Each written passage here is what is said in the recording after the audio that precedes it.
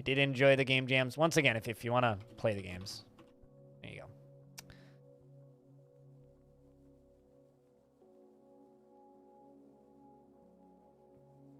But I want to know who the hell designed the housing layouts in Good Morning, because they are mean. Anyway, it's time to say good morning to our dwarves. So we're returning to Fortress Threatdweller. Threatdweller has had multiple goals over the span of it.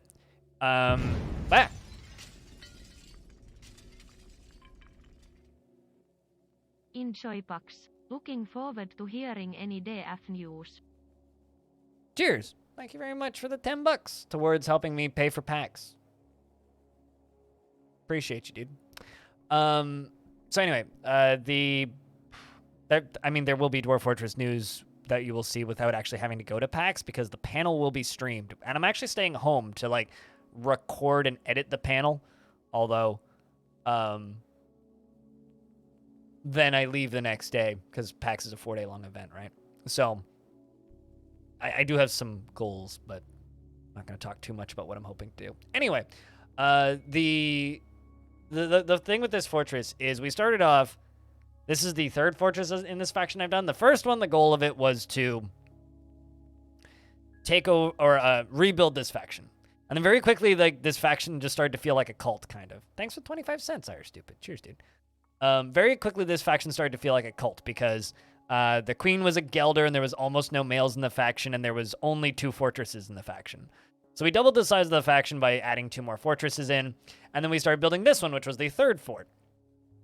And the goal initially was, oh, well, we'll get a bunch of money, get the queen, kill the queen, and take over the faction, and hopefully bring it back into more normalcy.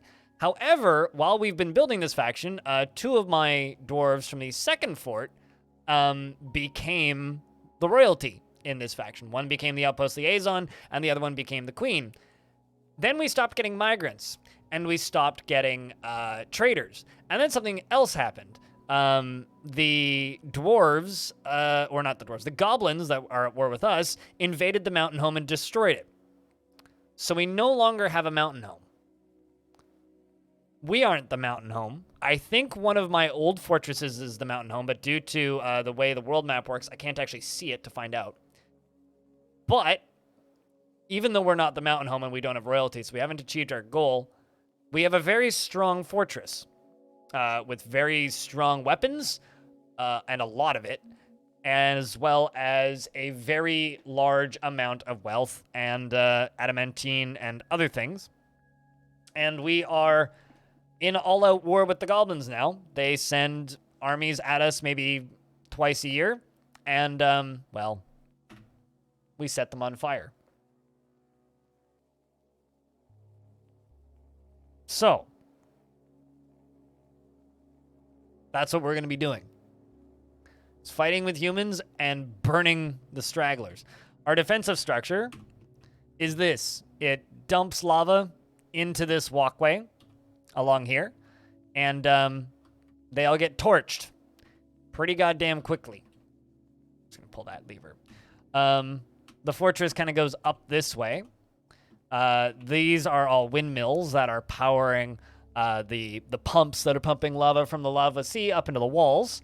And this in the middle here is a bridge that we are building, that we're working on building all the way across over to this thing on the other side, which is a secondary tower, which was originally supposed to be the Queen's headquarters. However, I think I'm going to turn it into my mayor's private lodgings soon instead. Maybe, or that, or make it into a big library tower thing. Probably the latter, actually. That would make more sense. So we're going to use it for something. It's going to be inaccessible outside of this bridge, so you're going to have to go into the fortress, go up and into this bridge, and then all the way along it over to this end. And then I will make this into a multi-layered tower thing, I think. But for right now, it's just a weird, almost face-shaped building thing. The Granite Guild now has many members in Threatdweller and requires a Grand Guild Hall. All right, so I need to increase the value of a guild hall. The dwarves in this fort that are named, and there's tons of dwarves. It kind of looks more like a human face to me, or like a robot. There are tons of dwarves in this fort. So if you'd like a dwarf, just let me know. You don't have to give me money or anything, although I don't mind. If you just ask nice, I'll give you a dwarf if you don't have one. The dwarves in the fort are Raz, Mirhall, Clay. If you don't hear your name and you were in this fort, you're dead. Rolf, Dragona, Farana, Stone, Mapeti, Harry is gamer. Harry is in fact gamer. Frog, for hire, X, Falfon. Yeah, that's what a really big masonry guild will do. Wait, what? Geshud, Tele, Cutest, Hex Wrench, Hrums, Snail, Hydra Slayer, who killed a Hydra. That's why they got the name. Phil and Phil, Falfon, or not Falfon, Fallen Kingdoms, who has a full title because of all their kills. They are the Faithfulness, the Wispy something. And they have 28 kills plus 8 kills, so they're doing a lot. They're very, very, very talented squad leader.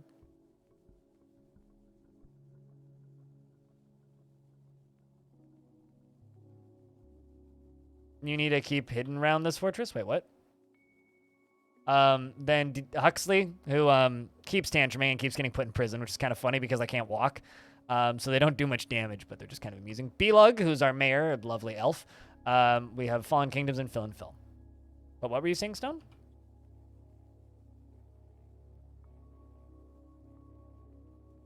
Oh, you need to keep hidden or you'll be turned into a stone. I see what you're saying. I mean, yeah, we do have a lot of stone workers, and they do work the stone.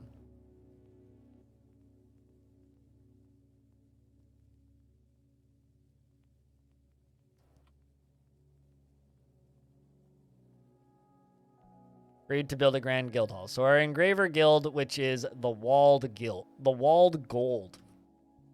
Yeah, still alive, man. I think that's this one.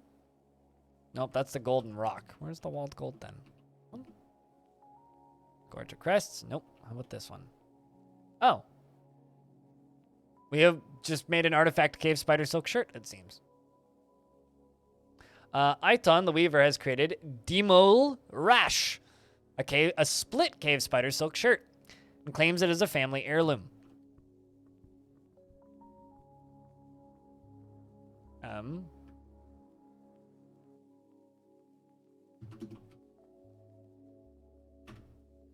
It's worth 57,520.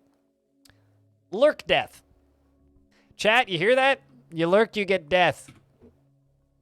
Lurk death is a split cave spider silk shirt. Our craftstore ship is of the highest quality. It is studded with iron and encircled with bands of radiant cut green glass gems and rectangular lignite cabochons. This object is made from cave spider silk cloth, and this object menaces with spikes of cave spider silk, eagle bone, and pink tourmaline. On the item is an image of forgotten beasts in pink tourmaline.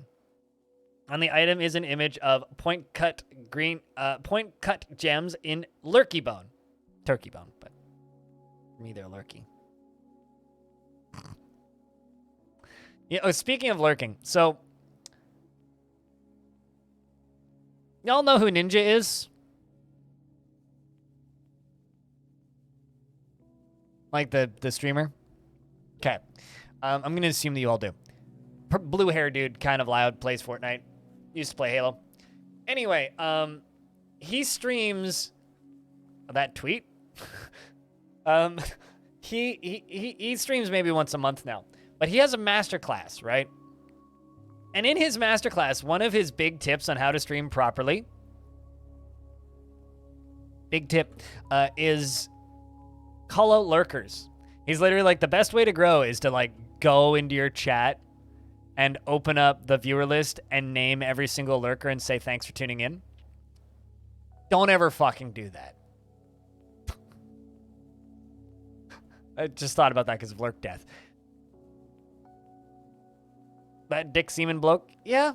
You know, I'm starting to think with his masterclass, he got paid to make a masterclass by masterclass, right? I'm starting to think he's just fucking trolling. Like, I kind of respect him.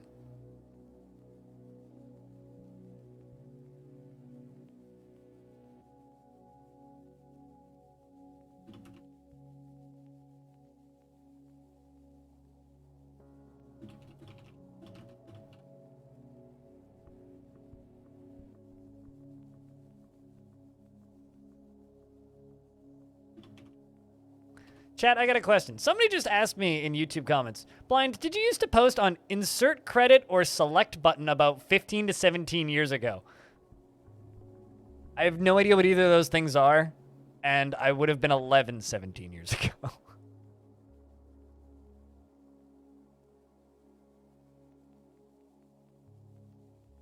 How not to be successful? Sounds very trolly. Yeah. Big salesman is thanks big salamander. Thanks big fat salamander 96 joining the stream. Sounds like the drum account. No.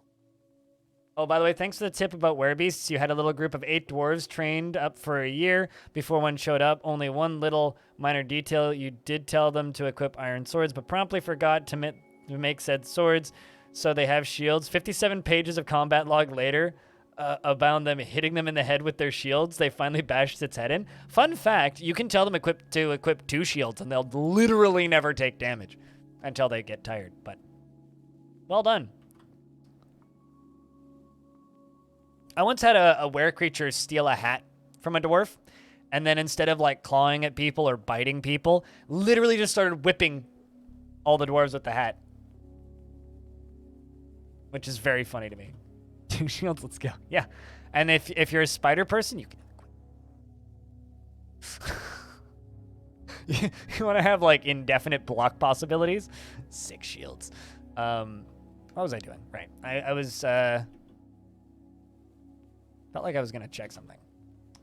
So currently we have a bunch of beak dogs in the fort because we keep raiding the goblins. Also, if anybody would like a dwarf, just let me know. We currently have a ton of beak dogs because we keep stealing them from the goblins. Oh yeah, absolutely. Today we feast on fried beak dogs. So we've destroyed this pit and this pit. These goblin pits. Also, if anybody just wants to ask questions about Dwarf Fortress in general, feel free to ask and let me know. I will do my damnedest to give you an assistance. We're going to send the disemboweled sabers and the gilded messiahs to go and raid. And we will try to avoid detection. We will not loot other items. We're just going to go steal livestock from this goblin pit. Good luck to you 2 squads. May you have much success.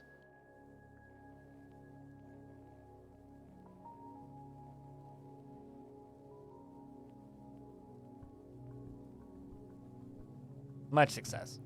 But, right, I need to find that engraver guild. The Granite Guild, and it is named the Walled Gold. Well, it's not this one. That's the Golden Rock. So is the Walled Gold...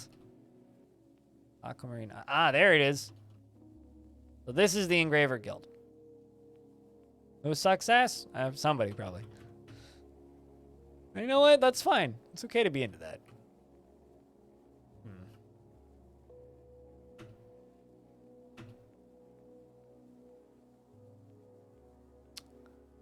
What can I do?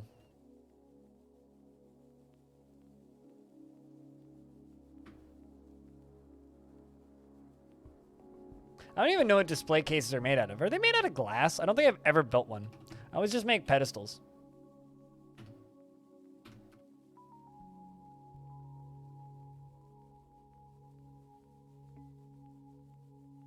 But casually put his axe twice into a giant's head?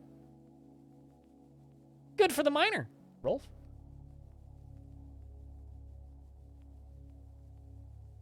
I think that miner needs a raise.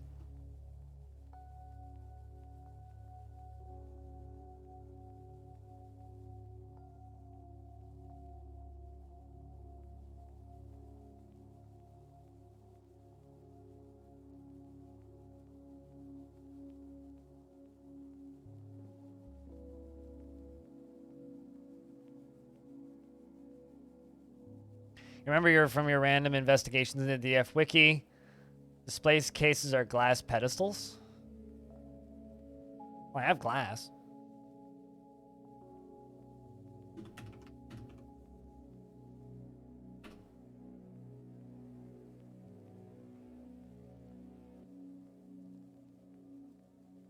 Make 3 display cases. See what happens.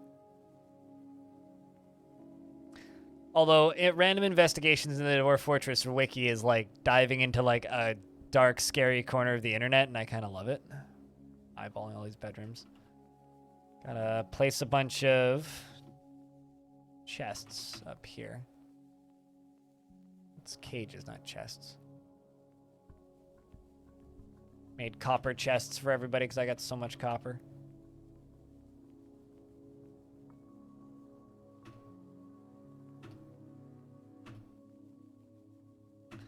But yeah, this fortress is in a good biome on a good mountain.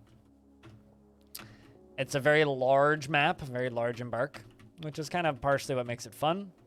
Although, fortunately, it's very shallow. This whole world is quite shallow, so there's not a lot of Z levels in the actual world itself, making it quite approachable to dig down. Because this world was designed to have big, cool rivers by giving it lots of extra rainfall.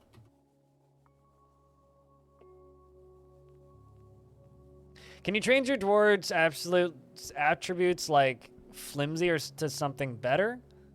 You read you could, but you don't know how to be sure. Just training in general will make those attributes better. So if you... Oh. DJ Huxley has gone berserk. Well, this is fine.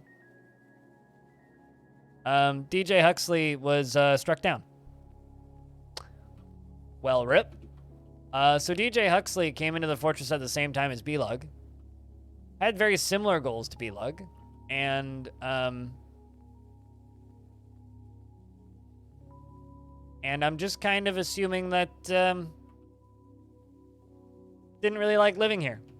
Because just pretty quickly got depressed for not no reason, but pretty quickly got depressed. So it looks like Aloth saw DJ Huxley going berserk and started off by slapping him in the side of the head with the flat of his sword, and the injured part explodes. Literally slapped him in the side of the head with the flat bit of his sword, and his head exploded. Or half of his head exploded. The Swordmaster stabs the elf stonework in the head, and the severed part sails off in an arc. How fragile we are, says the Swordsmaster. This does not scare me. Executed. That's kind of sad. Why would our mayor allow their own kind to be like this? Poor elf.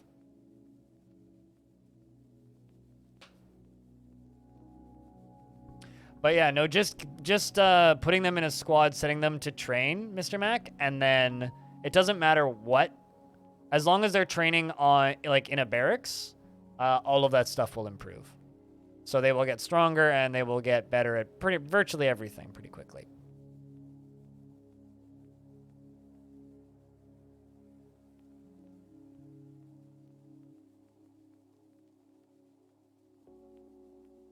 Huh. I'm trying to figure out why they're not burying bodies.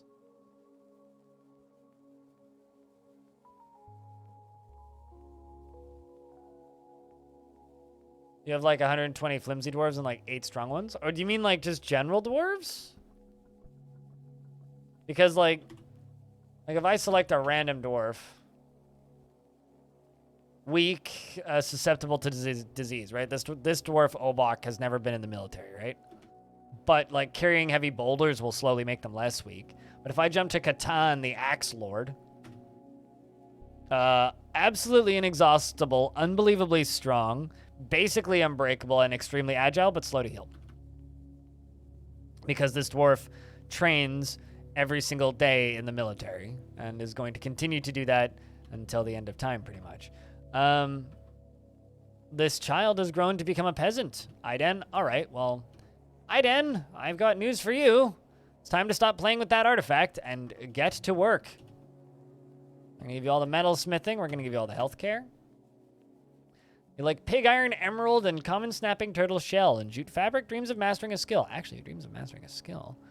Feels like nothing in life is better than a good party and sees no value in holding back emotions. You know what, Aiden? How about this? Aiden, Mr. Mac.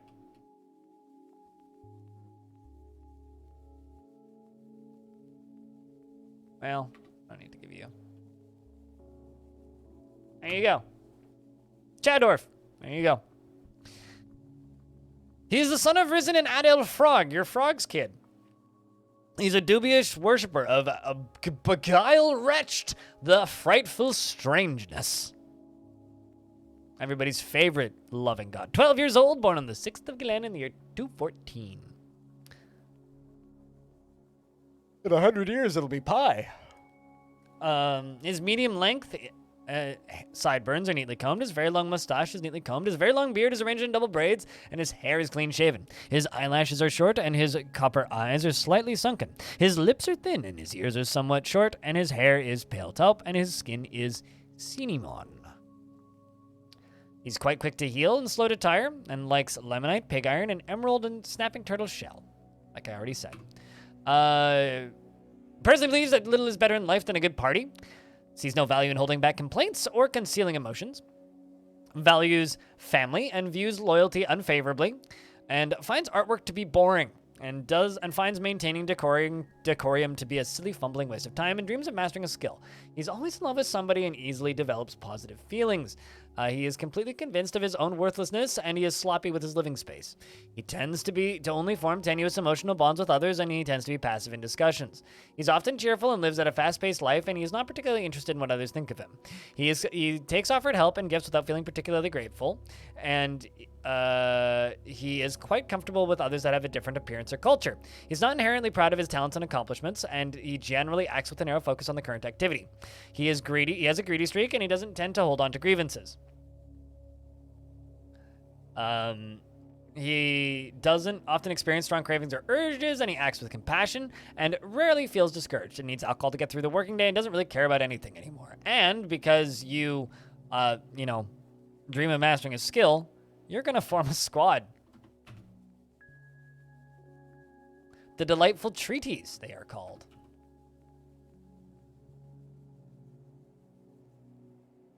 The Child Warriors, shall we call them. Now let's see what weapons you get. Kind of curious.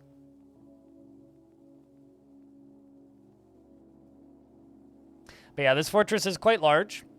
With quite a large number of dwarves in it. I like how you're still carrying a toy. So, you've picked up a steel spear, an iron shield. Good start, I say.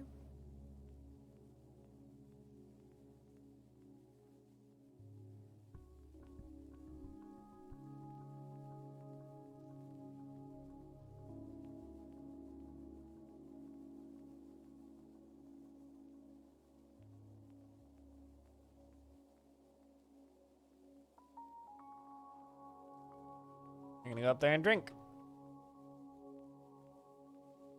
Man, you're gonna go train. Well, this dwarf wants to practice some martial art. Dreams of crafting a masterwork, is in a constant state of internal rage. Is truly fulfilled by assisting those in need, and would flee the most necessary battle to flee even the most physical comfort day. Okay, so you're not good for the military. We need to do something with you. They'll only stay committed once they become attached to a specific weapon.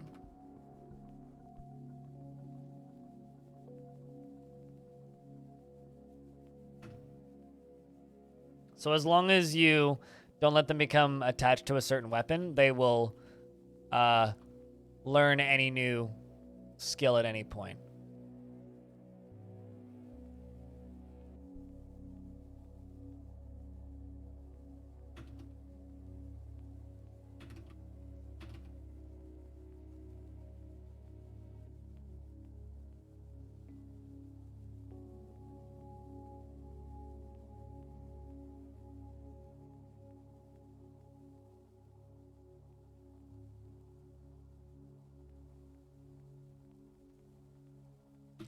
Nobody's really started making that display furniture just yet.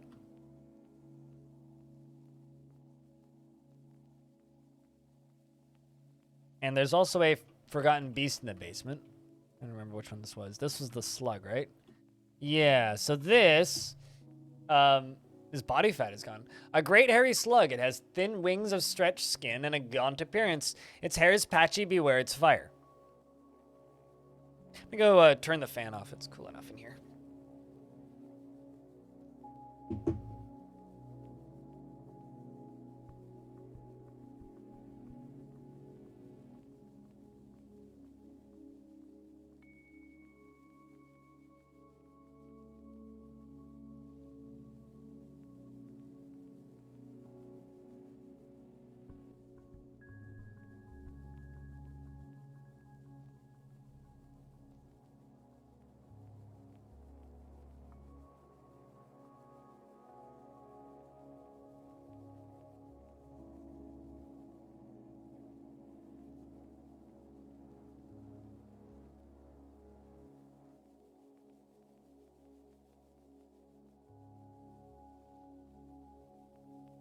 Also, this is kind of fascinating.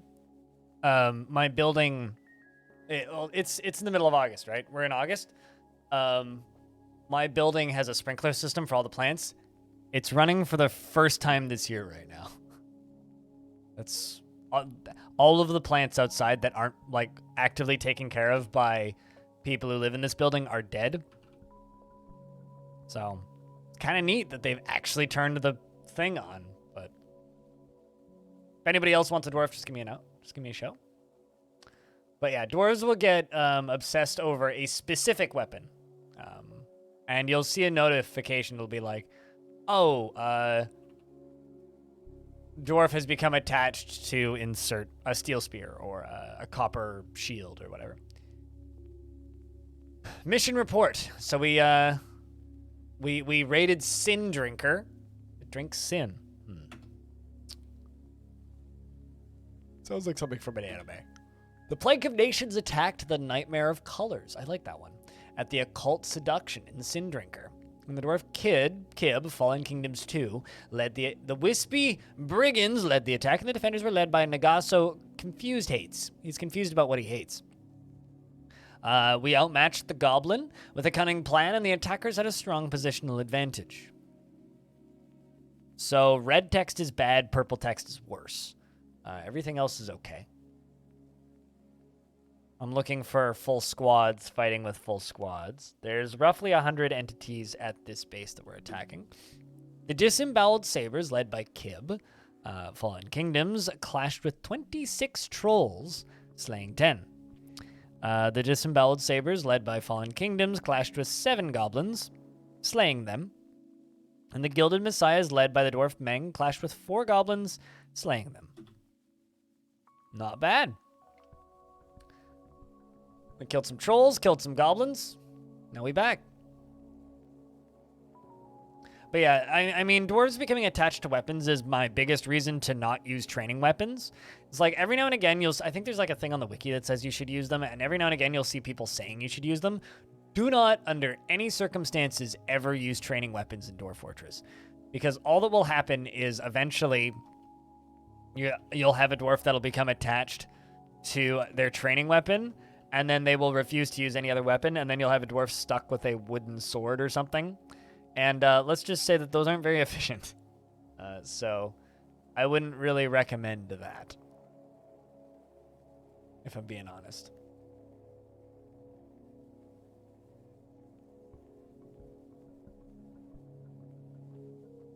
I kind of want to make a cool higher up lava forge area. Maybe like on this level. Because like this up here could be an area that I could dig out. So I think I'm going to move my magma forge. So I'm thinking I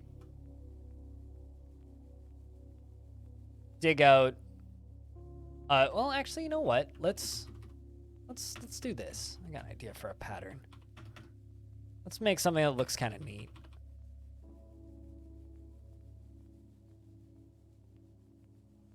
It's going to take a little bit to dig, but if I can do this right, it'll look kind of cool. I want a cooler looking magma forge. I'm just not a big fan of the way my magma forge looks right now. And while it's fine and it gets the job done, I want something that's a little more stylistically interesting to me.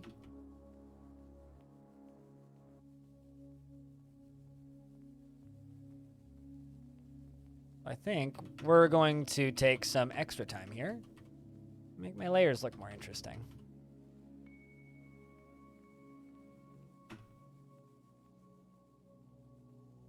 People say that you can force them to change the weapon and he won't complain because all of them are very disciplined. Oh, they'll complain. But they won't complain for very long. It's not the worst mood debuff you can give a dwarf. It's just not something you want to go out of your way to do, if that makes sense.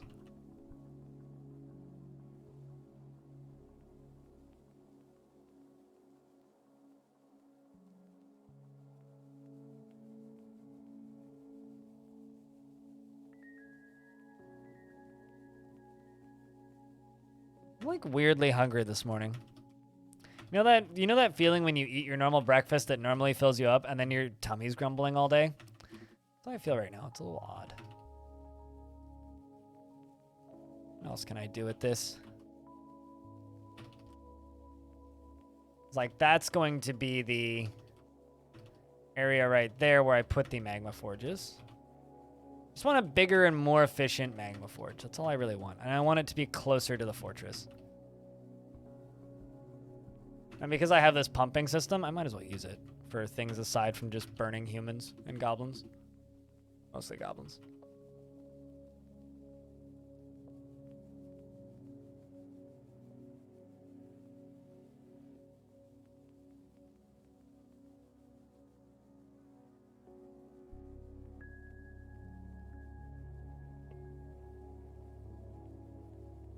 Is that just one of these taps away?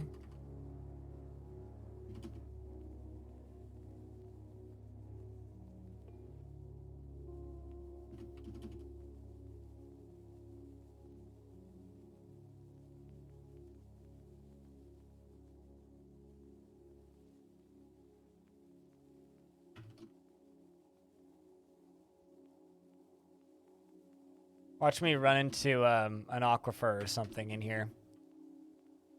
And just completely ruin my whole plan.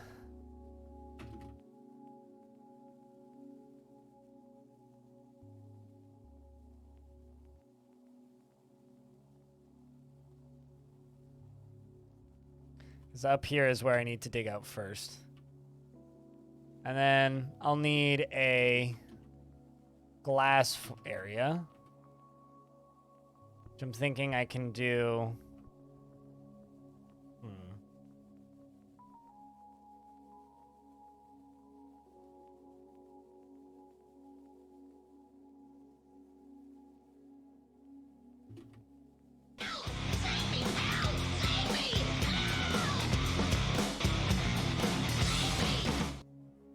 Mr. Mac, thanks for gifting or paying forward the gift sub you got from Darren. The Big Finite. Cheers. Thanks a lot. Been kind of a quiet day today, but thank you very much for the second sub notification of the day. Big thanks. Chat, can I get a big round of beers for our friend here gifting a sub? Helping keep this weird channel funded. Thanks for the 25 cents. Irish Stupid. I think Irish Stupid just likes hearing me say thanks. Small amounts. It adds up, though.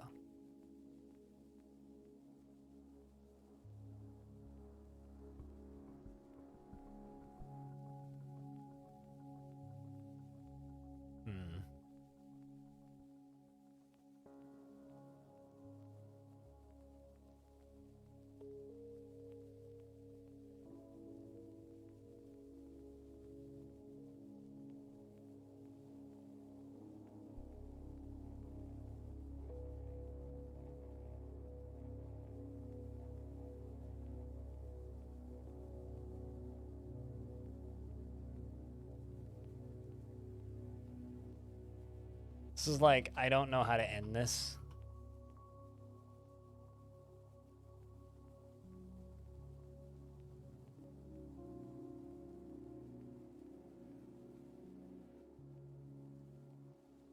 All right, that'll do. The way that we're going to do this now, I'm going to go up to this layer. We're going to go from here. We're going to build this.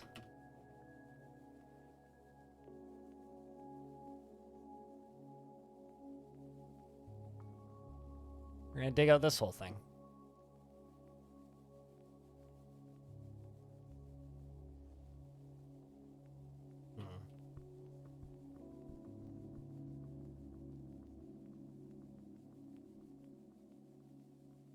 I'm aware that this thing isn't symmetrical, and that's okay. I don't want it to be.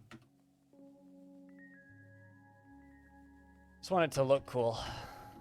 At least cool to me. We'll do this bit first.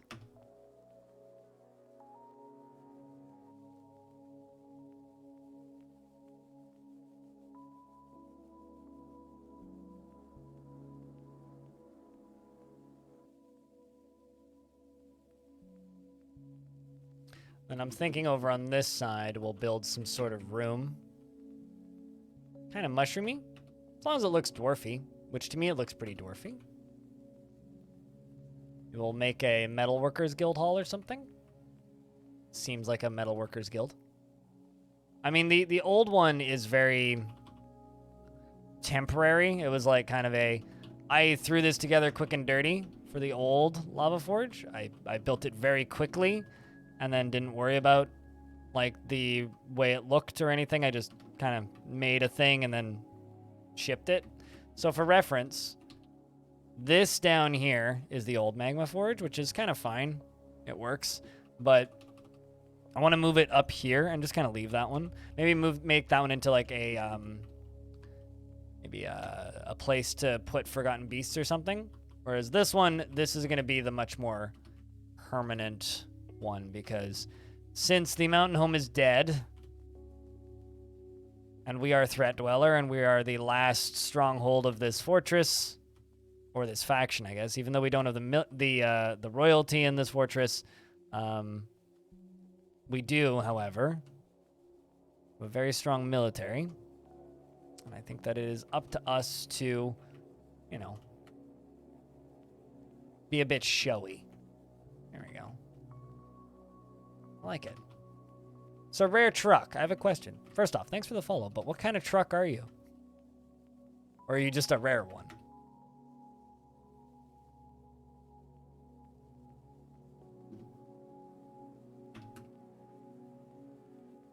There we go. So up here, I think like right there even, I can begin doing this.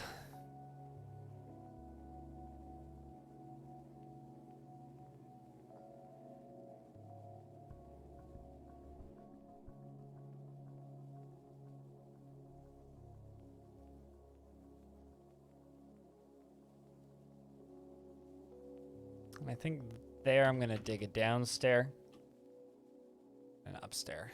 It's gonna be our way in and out. Gonna get to it.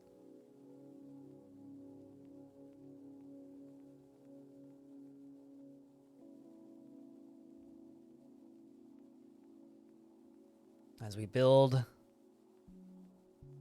our newest attempt at a magnum opus thingy. Although, I feel like this down here isn't big enough. I feel like this isn't big enough. I think I'm going to build some, like, completely irrelevant additions to this.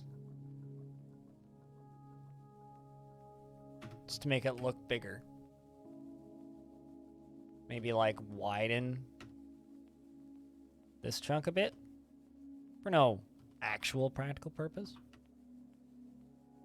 Do this on this side, too.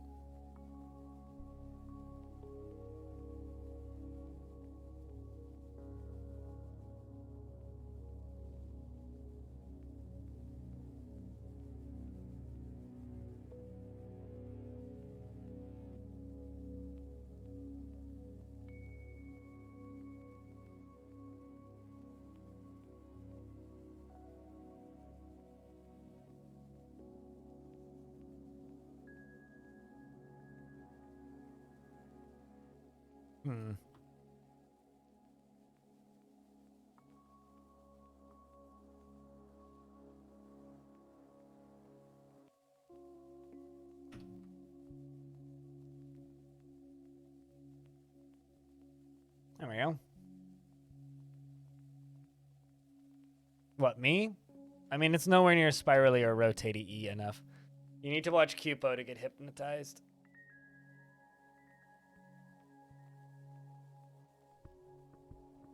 But I have to do this without, like, accidentally flooding the whole thing. I need to get some pressure out of this thing.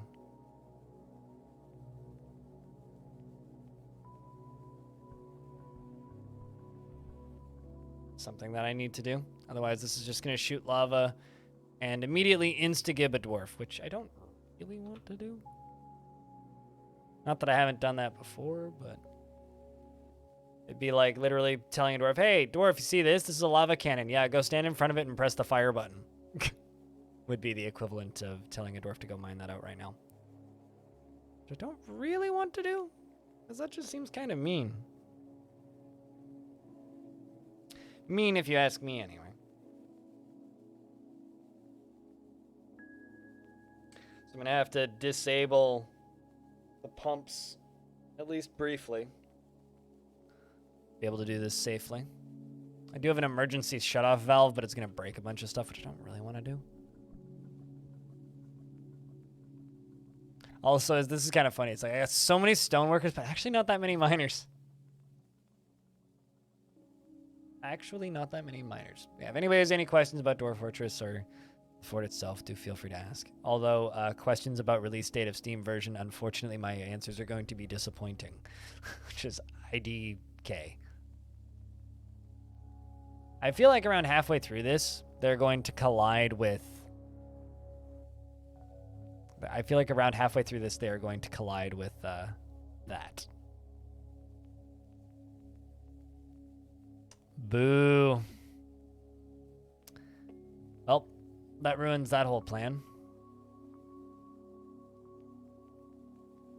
Let's see how many other damp stones they run into. Bloody aquifer just ruining my party. If they run into one in the middle here. Which means we're also probably going to run into them down here. I'll let them mine it out, though. Worst case scenario, we just clear mine the whole thing and move to a different layer. Yeah, okay. Cancel it. That was fun while it lasted.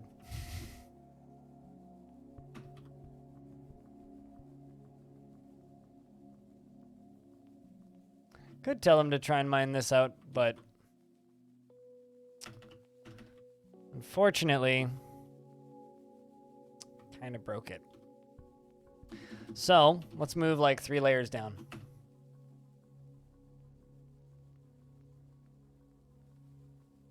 Could just go 1 layer beneath the bedrooms. Actually, let's do that. Let's go 1 layer beneath the bedrooms.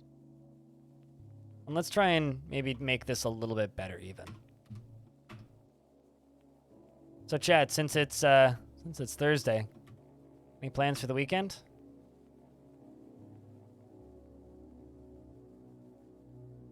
This will be our starting spot for attempt 2 at this. Because I didn't hit any aquifer on the lower level here. I would be inclined to believe that we are in the clear to start mining here.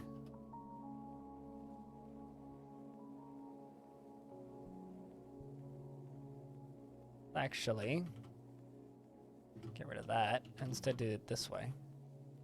Although, in order to do this safely, I'm going to have to seal this off, which is fine. So the way I'm actually going to do this is I'm going to leave all of this in right here. Let them mine this out, but on this layer, we're going to leave all this in. Only dig through one spot. So same basic pattern concept, but the difference is it's going to be connected by those center bits. This will be more convenient, probably cooler looking, and hopefully end up being better. It doesn't rain. Although rain, I would be so happy if we could get some rain. So happy. I can't even.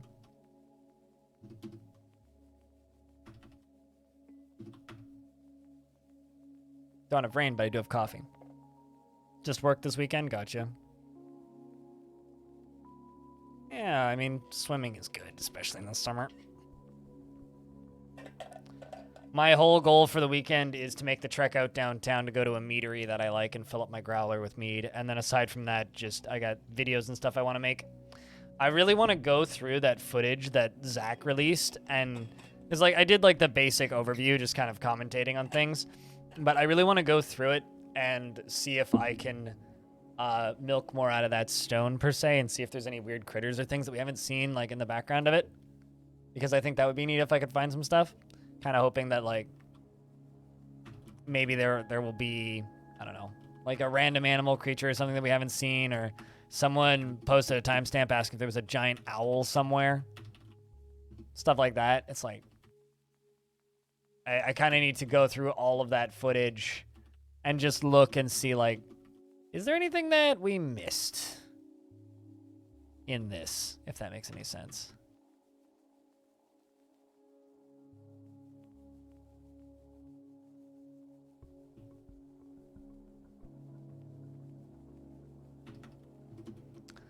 Regardless, this will still be more convenient than the previous attempt.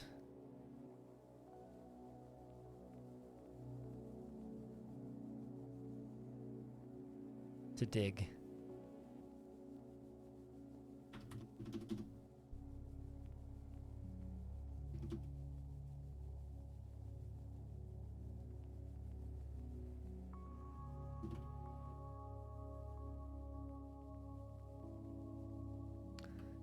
So let's do this. I've got an idea.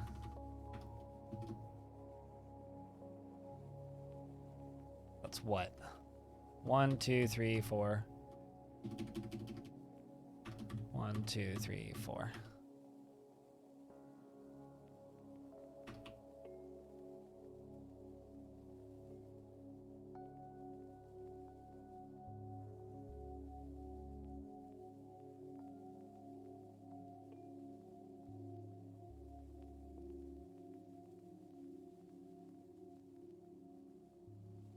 Just zoom out a little bit. Make this easier to mirror.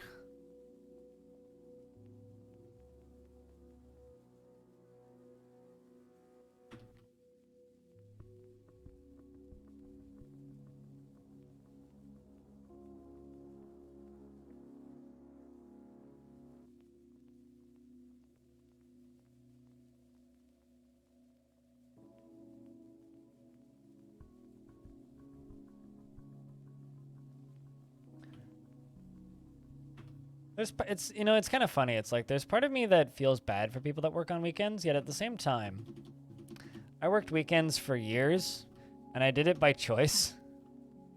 Like, worked the entirety of weekends for ages. The reason I did it was I take public transit everywhere, right? Public transit is a mess on weekends usually, right? And when I worked that job, I worked nights. Public transit was always just like a mess on weekends. So I did it kind of like as a, well, public transit's going to be a mess. So if I want to actually get anywhere and do anything, it's way easier to do it on a Monday than it was to do it on a Saturday or a Sunday. Well, working weekends kind of has its detractors, but back when I worked a normal job, it was always kind of worth it.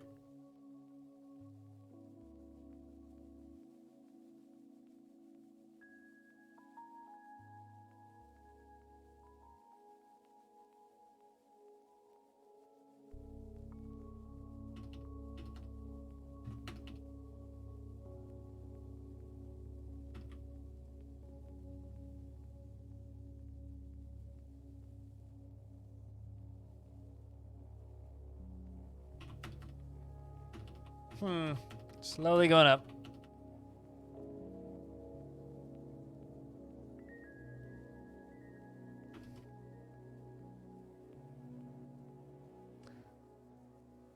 Well, I must sleep. If I can got a good amount yesterday, so hopefully that'll be the case today. Yeah, you were out for quite some time. To the point where, like, I wasn't expecting to see you.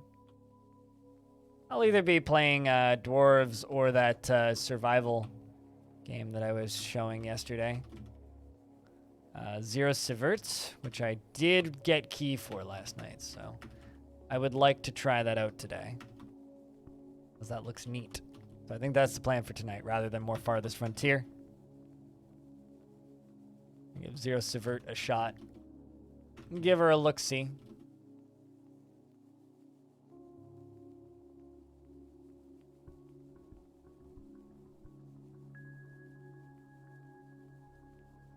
Did you not pop in at the end of the stream? I'd swear you did.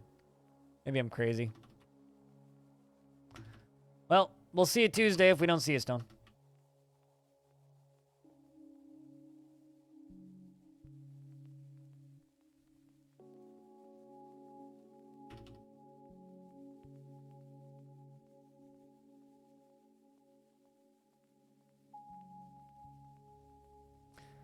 Which is a few hour and your Steam stream ends as it's midnight Vancouver. Yeah, no, I was off at 11 last night. I was actually on for quite a while yesterday.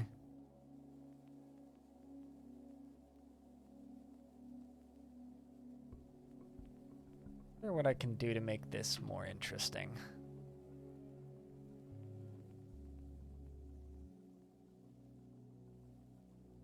I don't want to add like a indent or something.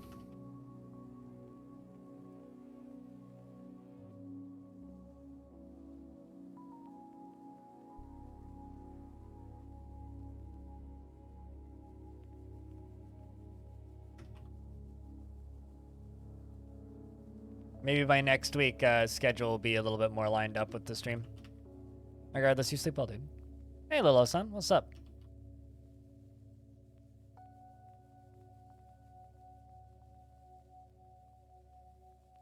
You'll be in Discord putting numbers in the thing. Yep. And we'll hopefully,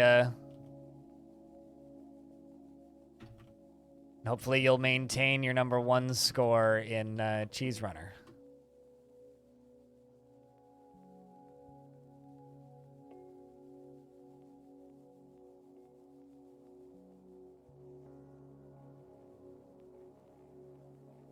Oh, I set it to automating by mistake. Whoops.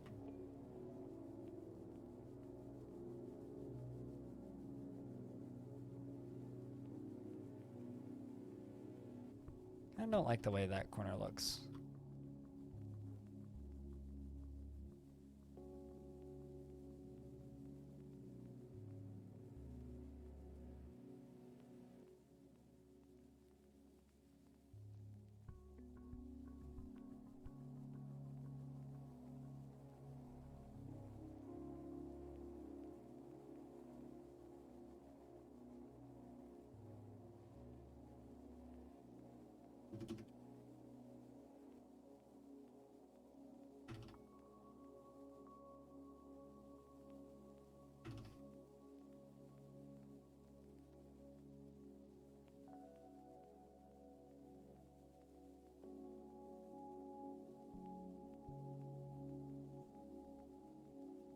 Made it a little bit more interesting.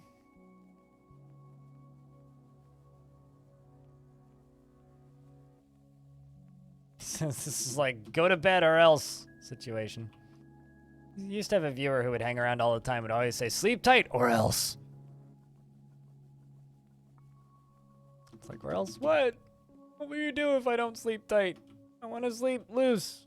Dang it.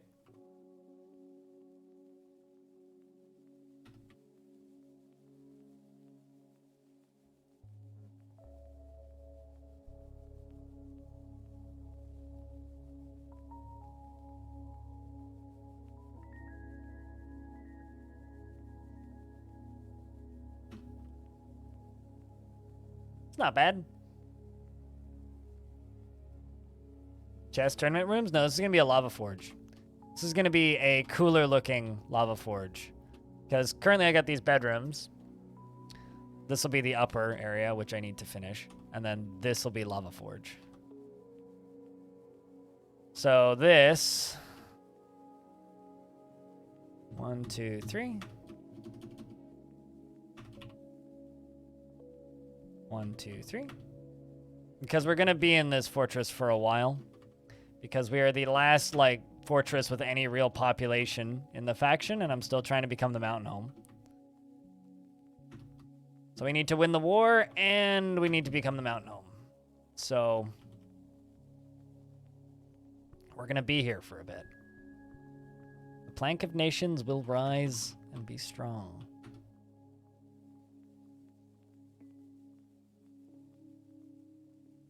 Those tips look like pawns, as in like chess pieces?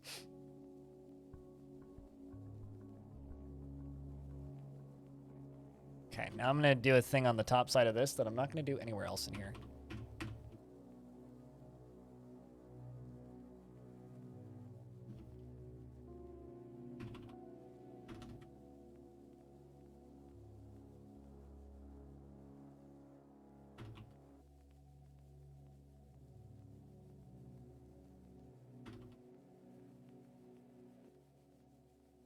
Because you said I was trying to hypnotize you earlier. Well, this is me actually trying to hypnotize you.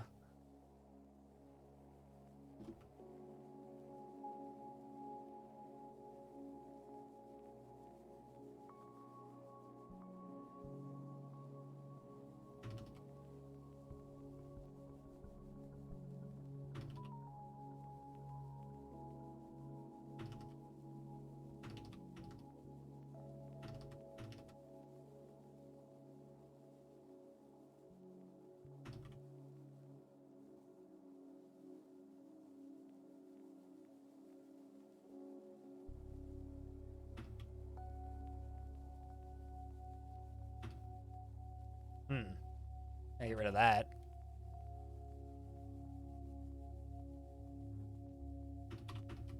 I mean, the important question is not what they look like, but do they look cool? I mean, that's the intention, is that they're neat to look at. Gonna be flying past this layer a lot. Might also do some Satan murder shenanigans here, too. Because this is the sort of fort where I would attempt to assault hell, and it wouldn't be the first time that this world I've dug too deep.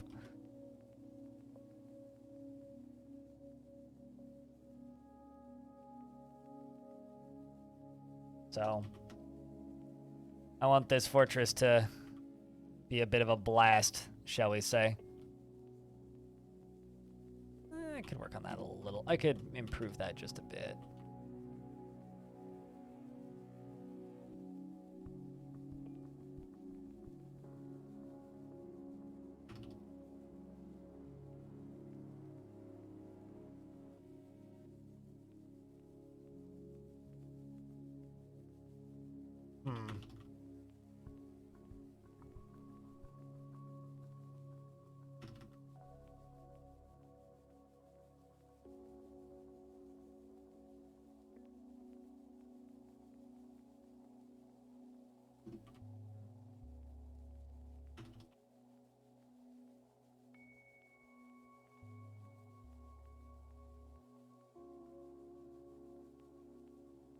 I think that looks kind of rad, personally.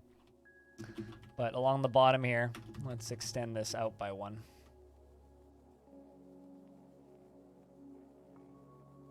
Maybe by two.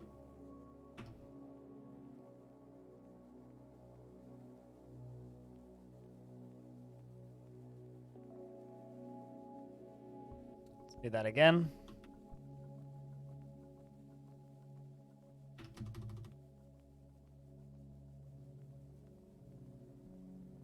So that's going to be my new lava reservoir. What do you think? Now let's hope that we don't hit a aquifer, which we shouldn't.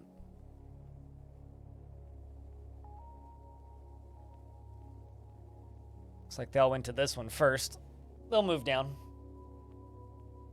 They will, in fact, move down.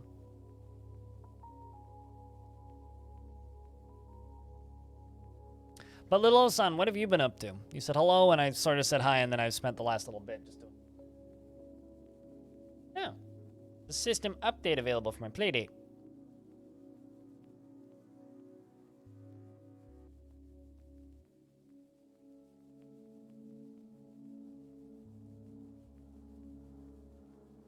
Don't actually know how to update this thing.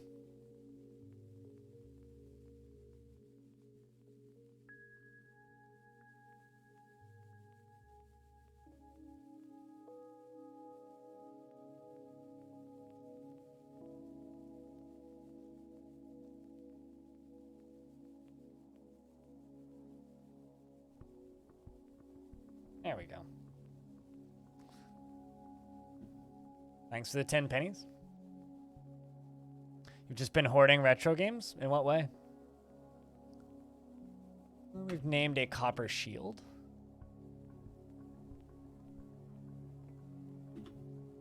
This will look cool once it's full of lava.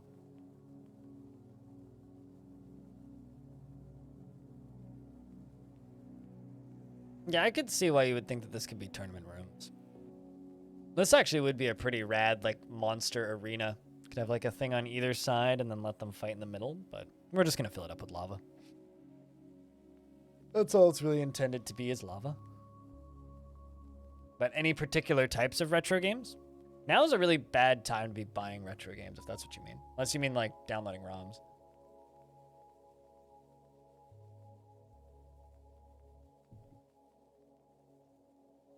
Because stuff's just so expensive right now.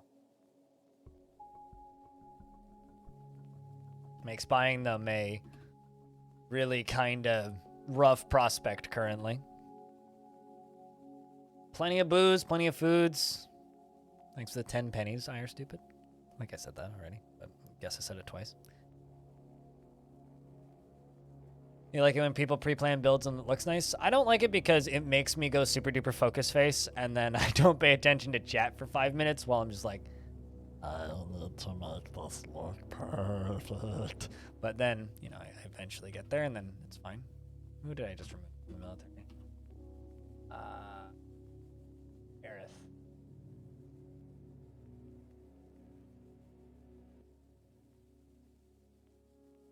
Mouse set doesn't look very good when it's heavily zoomed out.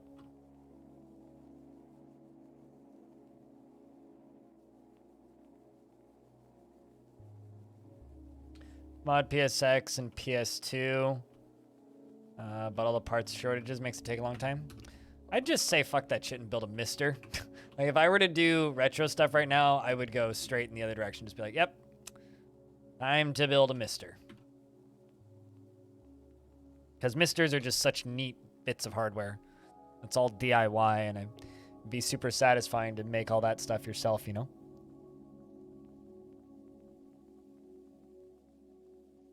I'm really hoping that most of this is going to end up being the same color stone. That's something I'm really hoping.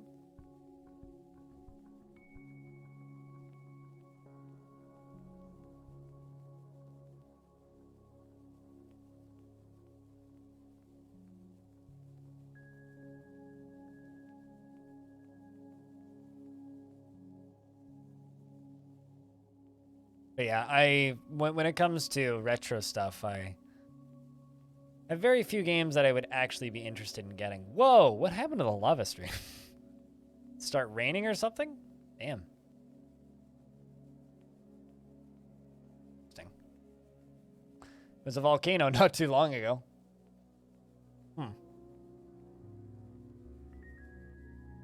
Whenever I find myself watching the volcano streams, I'm always like slightly worried that something's going to explode.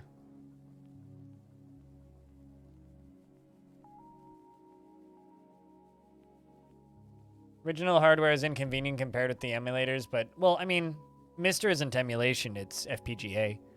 It's just open source homebrew FPGA instead of big expensive, so it's like clean room rebuilds of the original hardware. You buy the chips and you load the cores on. So you're literally running, like, what is essentially original hardware.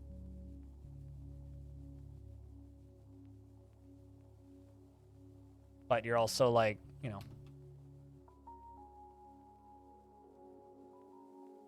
they have their problems. Yeah, sure. I don't know. The original hardware is cool and all, but it takes up so much space. Has a lot of limitations.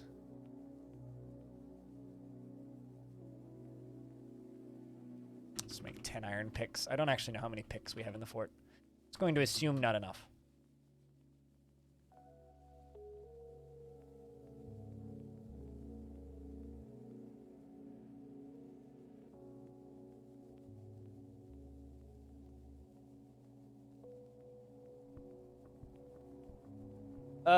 No. The limitation is needing to swap cables on the back of the TV, having a TV, having a space for all of the, like, games and the consoles and the...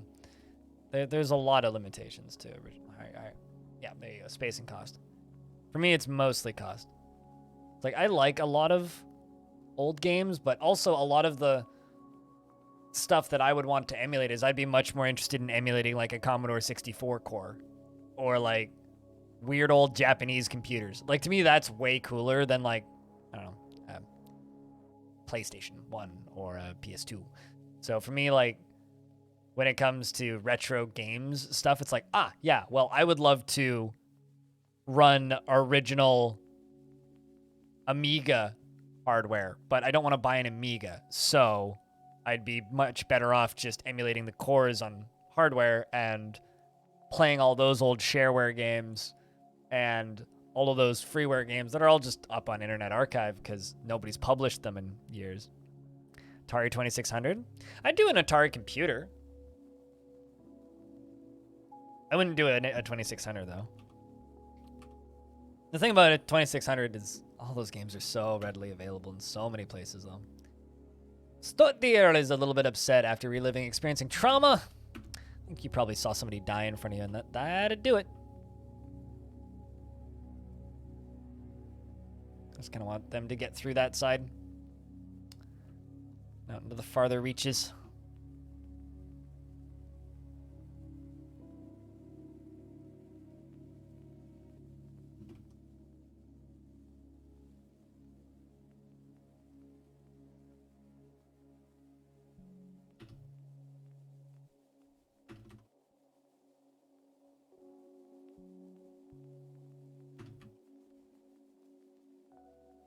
At the end of the day, it's all just personal taste. Build the machine you want and play it the way you want. Video games.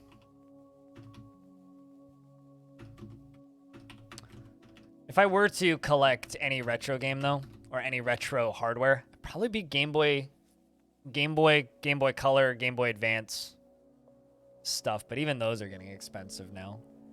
Like the point in my life where I was like, man, I want to collect some Game Boy games was like 2013, 2014. And that was the year that I was homeless for a summer and went almost bankrupt. So, look like chess? Yeah, Pawns was mentioned earlier up in chat. Yes. So that's something that a game's saving. So that's something that like I almost got into for a bit there, but these days I'm less interested. I'm much more interested in like this shit, and it's all digital. So this actually has like completely negated my desire to go after Game Boy stuff. Although I need somebody to if anybody out there has the file for Tetris for the Playdate, please DM it to me. I really want Tetris for the Playdate, and there was a pretty good Tetris, and it got taken down by Ubisoft because they were a bunch of twits.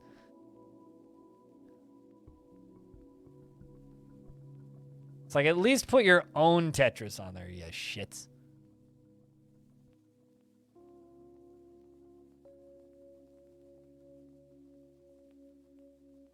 What, the FPGA ones for Game Boy? I mean, I have a Game Boy Color, a Game Boy Advance, and a Game Boy SP in that drawer. So they're the ones that I've had. I bought the Game Boy Color used. It's just the cartridges I need. But I could also buy a flash card and just flash card them. I was pretty close to doing that, and then I got the Playdate. So, or I'm just going to stick to the Playdate. It's more than enough for me.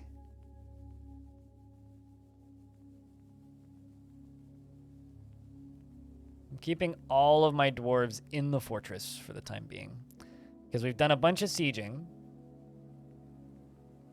but they also haven't shown up.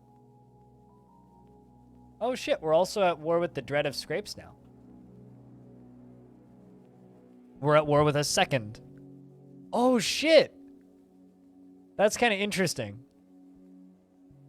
Miyufa Fefuka Fafi Rawu Irabulifu, Master Panda Monster Administrator. This goblin faction has a panda monster in as part of their royalty. The kind of cool thing about that is that's a demon. Neat. They're also at war with the other goblin faction? Interesting. Interfighting between goblins? Oh, that happened.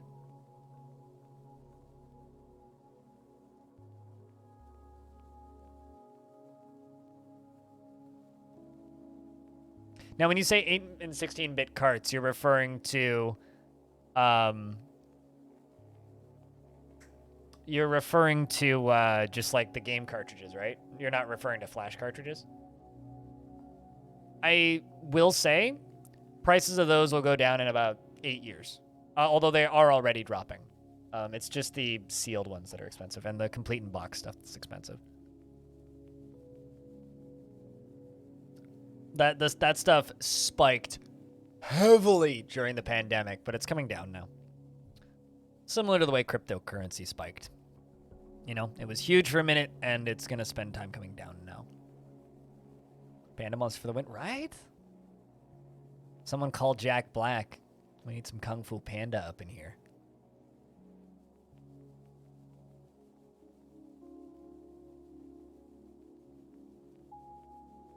Yeah, I mean, if I were to get into collecting classic console stuff, no interest in that, by the way. I wouldn't want complete in box because they fit so nicely just as the carts on a shelf. You know, I'm not that kind of collector. I like my record collection. Very happy with my record collection. I'm gonna stick to that. My records, tapes, and CDs. Although I was listening to a couple tapes one night, and I heard something fall, because I like to have my lights almost completely off at night. I just kind of have like a couple LED lights, and I like them kind of dim. And I heard something fall with my cassettes. And now I can't find one of my cassette cases. Can't find it. I have the original label and everything. And I was looking for it. I'm like, I can't fucking find it. Where did it go? And now I have no idea where it fell. And I've been like, look, I need to like rip apart my whole audio setup tomorrow and like find that case because it's in there somewhere. It's just, who knows where. Like recently or years ago? Hello, son. I mean, I still have all my childhood Game Boy games. They're in that drawer right there. Got Legend of Zelda Minish Cap, a bunch of crappy Star Wars games. I got a really bad Monster Truck Madness game that my friend gave me for my birthday one year. I got a couple games my little sister bought for the DS Lite. So I've got Nintendogs and Cats. I've got Nintendogs, which my little sister bought for my 3DS, which I never let her play. Just like, and Cats. I've got Pets with a Z Deluxe, whatever the fuck that is. I've never played it. I have Barbie something or another, which also was a DS game that my little sister bought. I have Dora the Explorer something for DS. Can you tell that my little sister stole my DS and then didn't give it back to me for years? I love my little sister, but I'll never forgive her for that. Nowadays, you use flashcards? Gotcha. Any favorite types of games to collect? I would love to get some mystery dungeon games. If I were to go after any like Japanese console games, I would go after some mystery dungeon games. And a lot of the like first-person dungeon crawlers. Like there's a few like 3DS games that are like first-person dungeon crawlers that I always wanted to play but never got around to. It's nice when you see the progression. Gotcha.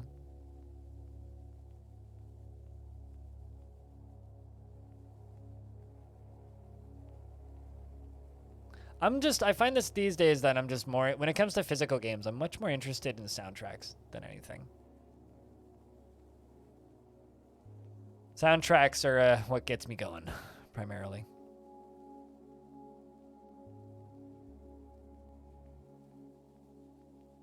I wonder if that's the one that's on PC. There's a few Shenron games. Or Shiren? I'm not actually sure how you say it. Yeah, there's at least one. There's this one on Steam.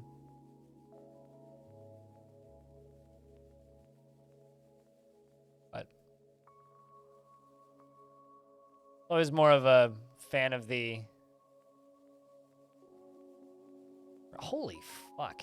Sorry, there's a lot of people playing Cult of the Lamb right now. Hold up. Wilmer! The faction lives! They haven't traded with us in like 4 years. I'm so happy. Holy hell. That's awesome. This is my home faction coming to trade with me. And these are my own dwarves from previous forts. Well, thank you so much for showing up after so long. Here, have all of my dirty laundry. And also, I'm going to gift most of this to them.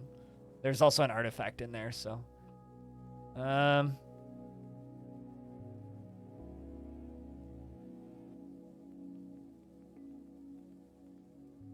some iron shields. Buy some raw green glass. Buy some cut gems. That's what I'm talking about, man. Hell yeah. So I can give them a bunch of stuff because if I go to the nobles screen, over there it says becoming capital. We need to offer them 5,000 offerings, which is easy. 5,000 value in offerings. We have more than enough value in architecture. We just need to give them the value in offerings. Because I want to be the mountain home.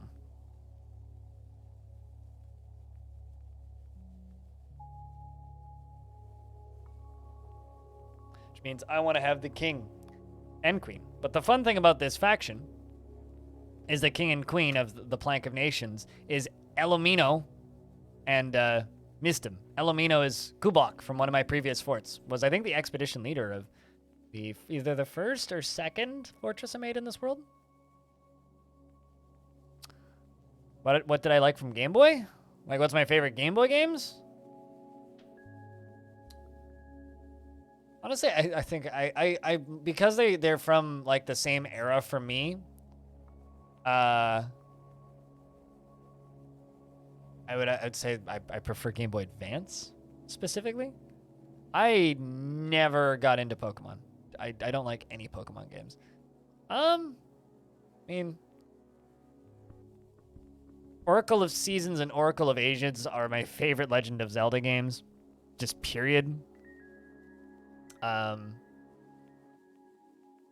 Game Boy Tetris probably would be my favorite Game Boy game. Yeah, Game Boy Tetris.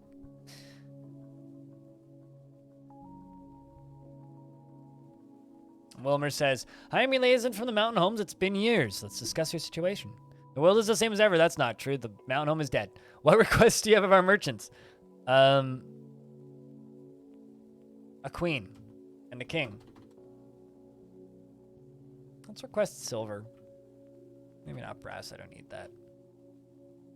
Bronze, though? And anvils.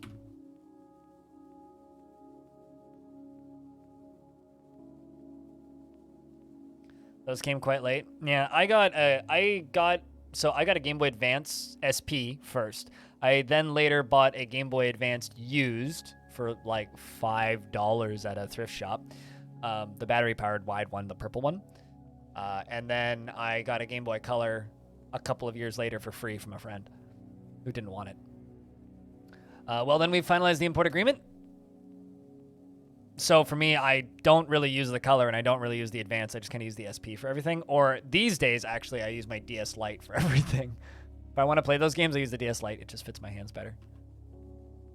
Wilmer, farewell to B-Lug. I look forward to our meeting next year. Our fortunes rise and fall together. Damn right. I have never played Final Fantasy VII, but I don't like JRPGs. I've never played a JRPG I've actually enjoyed. The only JRPG I've ever finished is Final Fantasy I, and I only finished it because I had it for the Game Boy Advance, and it was the only game I had at the time. I like strategy RPGs like Fire Emblem and Final Fantasy Tactics and Tactics Ogre, but I've literally never played a JRPG that I've enjoyed. I've played Dragon Quest games, I've played several Final Fantasy games, I played 4, I played 10, but I never make it past a few hours in. I always get through like the laboriously long tutorials that those games have, and then just get extremely bored with everything. My ex had this obsession with Xenoblade, and when she used to live here,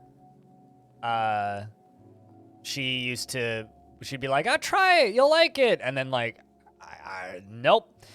She also made me play most of Tales of Symphonia, although I watched her play it, and honestly, I didn't get any enjoyment playing that game whenever she made me play it, but I did get plenty of enjoyment watching her play it. That was fun. But I don't find those games fun.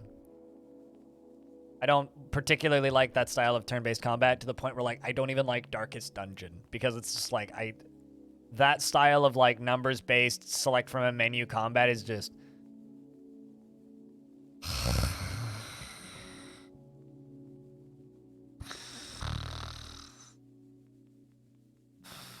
and that's why I didn't play Final Fantasy VII. But I never owned, the only PlayStation I've ever owned was a PlayStation 3.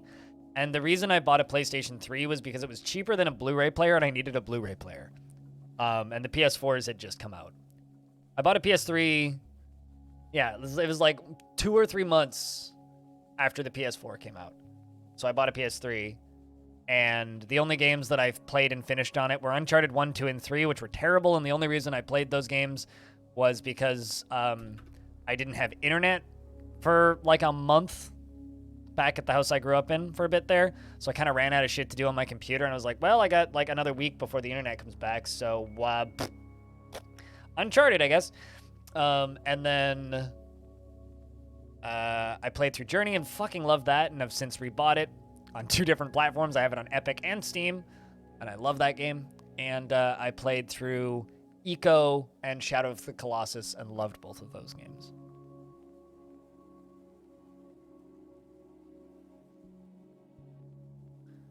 I'm not sure a lot of people purchase PS2 and PS3 for the DVD and Blu-ray. Oh, yeah, no, I mean, I had or actually my little sister had a friend growing up whose dad was a pretty big gamer. To take my little sister's friend's words, their dad was a really big gamer. He was the gamer in the family. By that I mean he played like Gran Turismo. Anyway, he had a PlayStation, but it's kind of funny because I remember asking him, I was like, why'd you get a PlayStation and not an Xbox? I think was something that I asked him once. And he goes, this one plays movies. Like I could convince the wife. So like, yeah, no, absolutely, that was a huge selling point on those consoles. But like, I bought that PS3 for $90 from EB Games.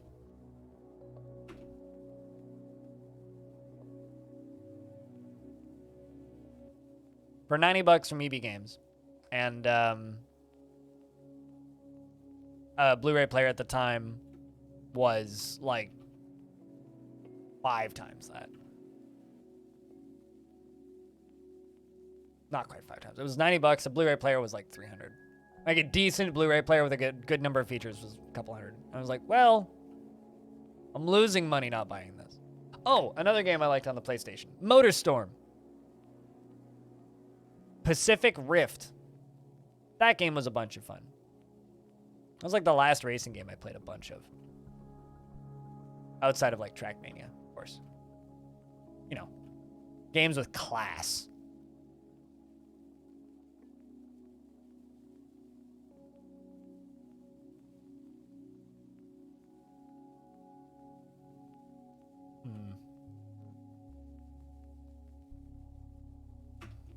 Saw some goblets too.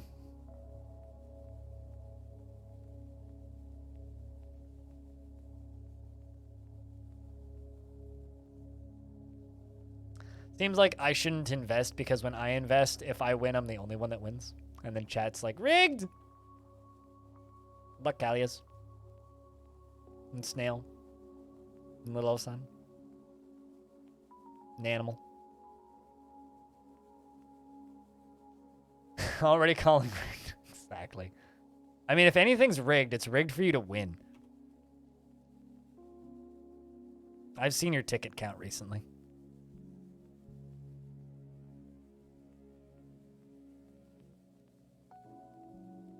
Rigoronis? Was that like a pepperonis?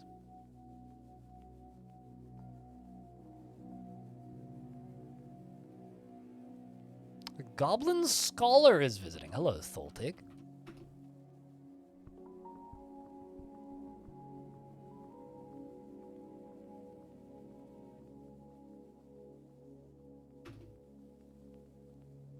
Thanks for the 25 cents again.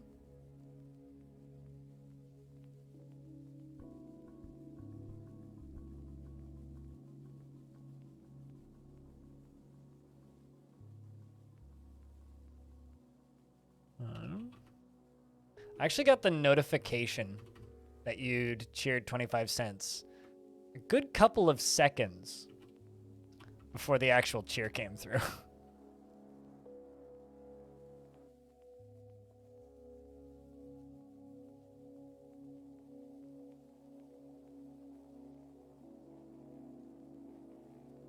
Well done, Animal. Well done, Diamond. I like how Animal's investment used to be considered like a large investment. And now you can buy 10 of Artie. It's like, I'll be honest, Animal. Cheese Runner has made me want to change all of the wording in the tickets thing to just cheese. Like, change it to Dosh and cheese. Invest cheese! But anyway.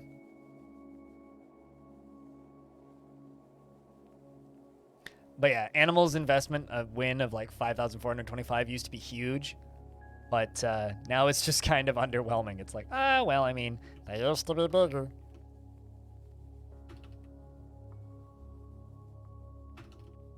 Let's just get rid of these.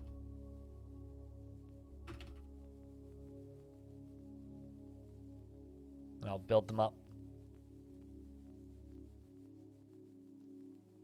I'm actually kind of happy with how that weird little spiral thingy turned out. Well, I'm thinking about maybe making it a little bit wider. Let's go around the outside. Oopsies. Let's not screw this up.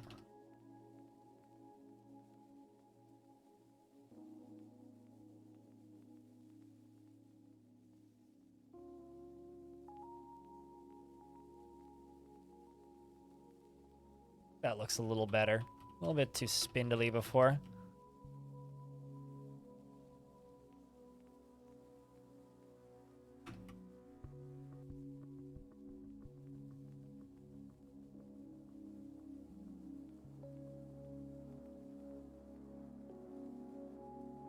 Yeah, I like that a bit more.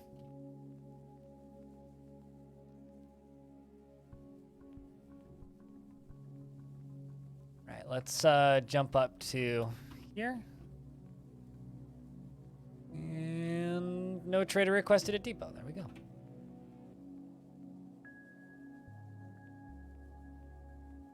Also, if anybody would like a dwarf, just give me a shout. Especially if you don't have one. Actually, only if you don't have one. Or if anybody would like me to check in on a dwarf, or if you have any questions about DF, just let me know. And from that, I'll just keep rambling.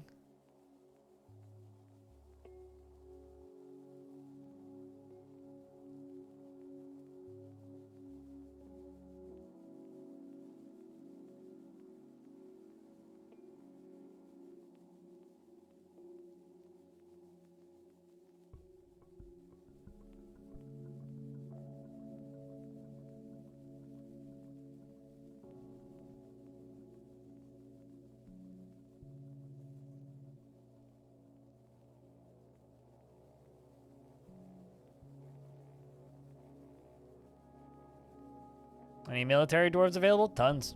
What do you want? Swords dwarf? Wrestler? Spear? Axe? Mace? Got a few. You might even have an adamantine sword. Also, hello, Jashamel. You got a dwarf. Is he or how is he or she doing? Very few dwarves in this fort are depressed. But you don't have a dwarf. Because your dwarf, let's just say you had a dwarf diamond, and you died in glorious combat the one time I decided to attack the goblin stronghold. And let's say that you got, you killed a whole lot of things. You had a title, you were legendary, and you died in glorious combat against a brute. An axe, true dwarven weapon. Another fort dies. Forts always die. I didn't kill that one though. The mountain home died, which is not us. We're here. The fort that died was fuck, where is it? This one.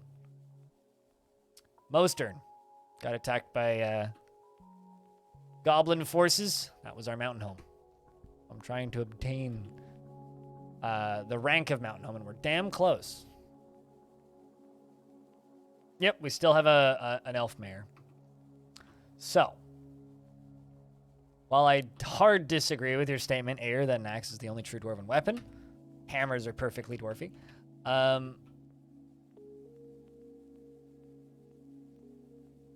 Ayer.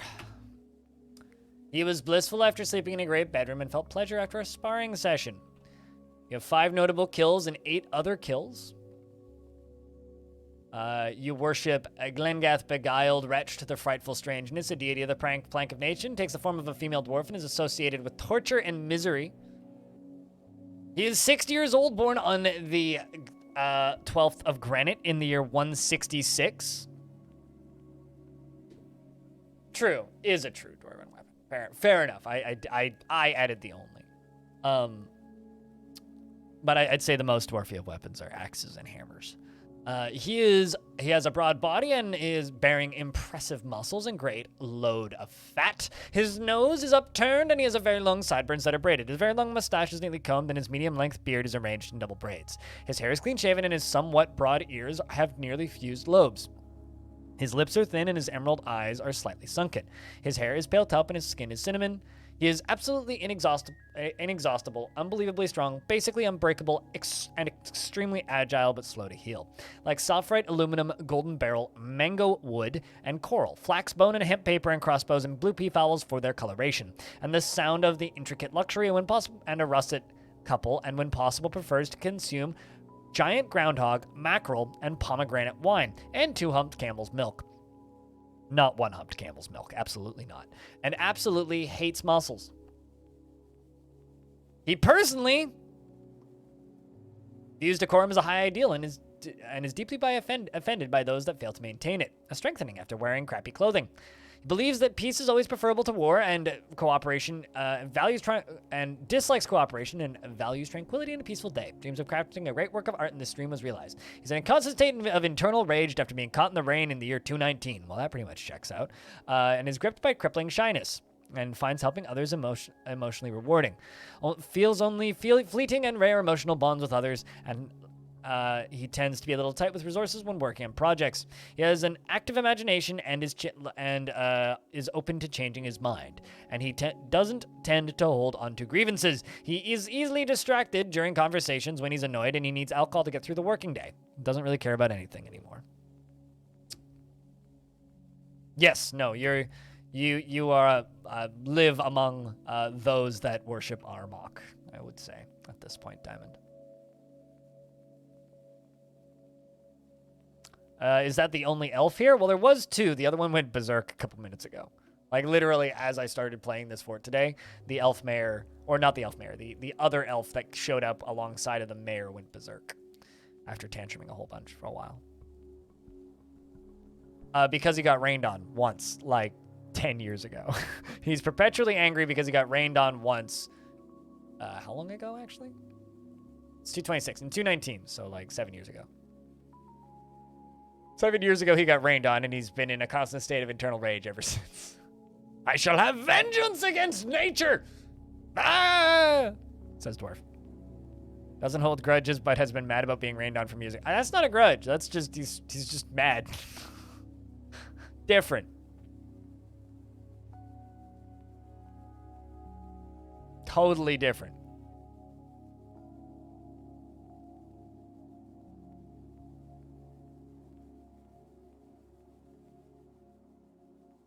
I will strike down the cloud. Rah! Climbs mountain, jumps off mountain, splat. Let me at him. Let me at him.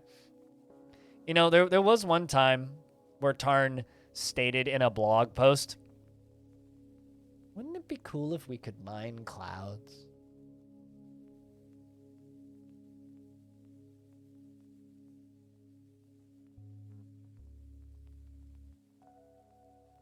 Starts punching air, exactly. It's like air guitar, but it's like air sword, right?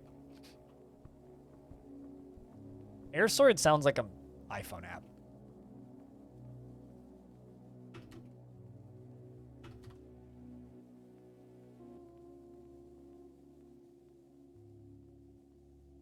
Just trying to get this thing done so that we can...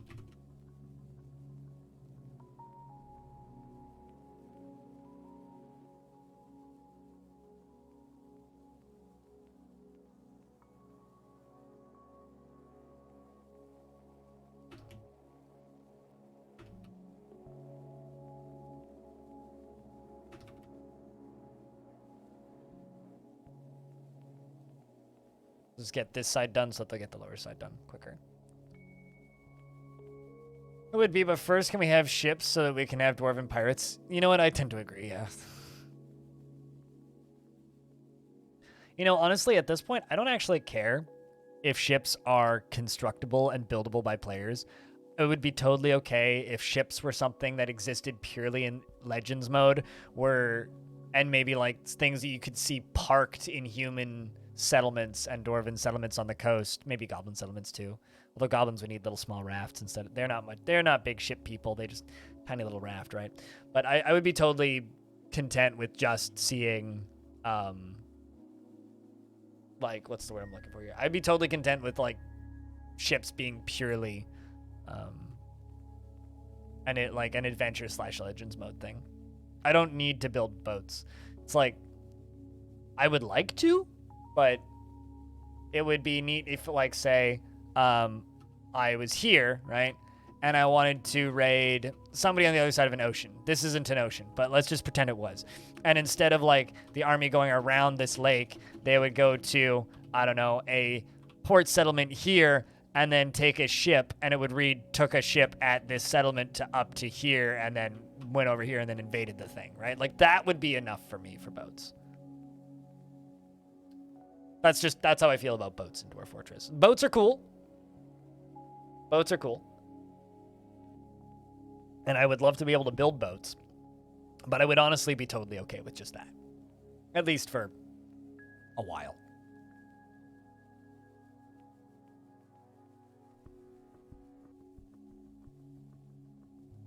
And I know not everybody feels that way, but that's my take on boats.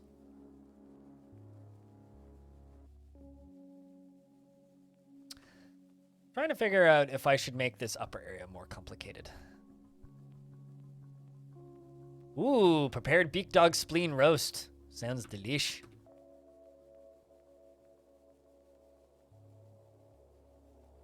Also, I just wanted to say thank you. There's been something consistently happening recently. This has started happening a lot over the last couple of weeks. Actually, over the last month, I would say. Because I had a bunch of videos do pretty well all around the same time last month. I've been seeing a lot of new names in chat, and a lot of them saying that they've been watching the YouTube channel for a while. I just want to say thank you to people who've been moving over. Damn stone located. Well, that's no good.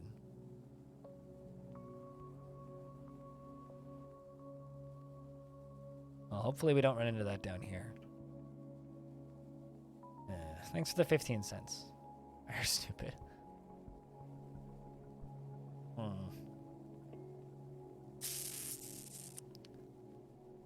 Hey, Troopin'. Hope you've been well. Hopefully we don't run into that pesky aqua fuzzles down there. Actually, you know what? Let's just air priority all the way up here, all the way around here, all the way around here, all the way here, all the way over here, all the way here, all the way here. And let's just make sure that that's clear. If it's not, that sucks, but it's fine.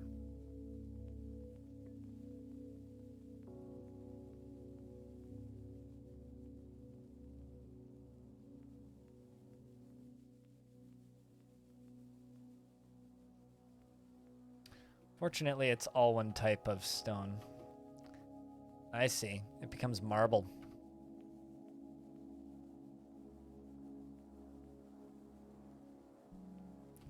This is like not even close to the edge of a thing.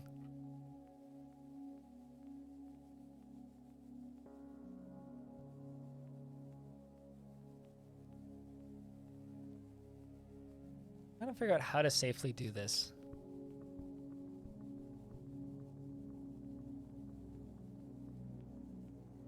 Let's hope that this dwarf doesn't hit marble. That's what we want to hope, is that it doesn't hit marble.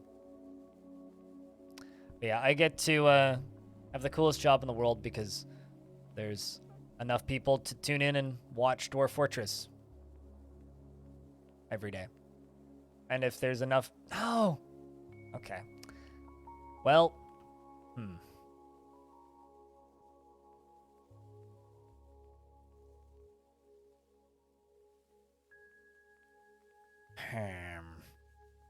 So here's kind of what I'm thinking. We mine this out anyway.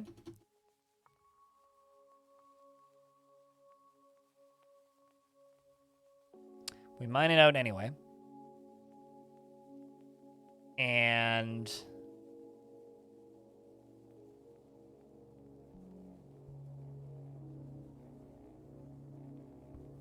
we mine it out anyway, and then we fill it in. We mine it out and we fill it in, and we can fill it in on both sides. And give it kind of a neatish look. Not a fan. I'm having to shrink my plans, but we've dug up this far anyway, so we might as well finish it. We can do the same on the upside.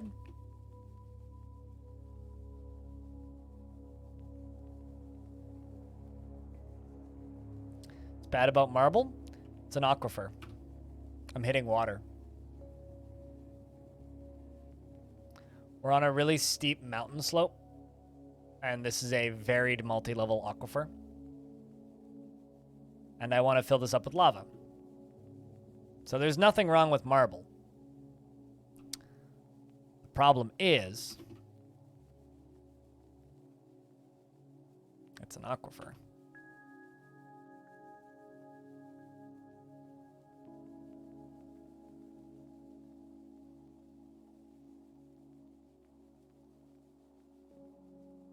It's also a source of madness, but a pretty good arcade game.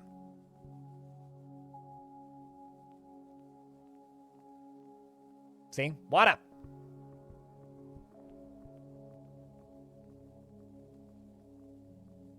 Me no likey the water. Means water's also going to come out of the ceilings, which is a pain. Let's just go around the edge, smooth the whole thing.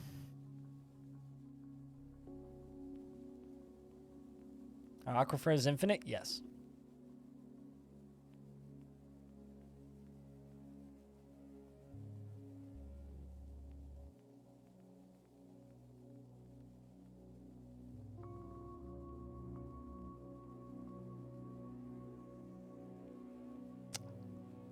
Might also simplify the shape to make this a little bit easier.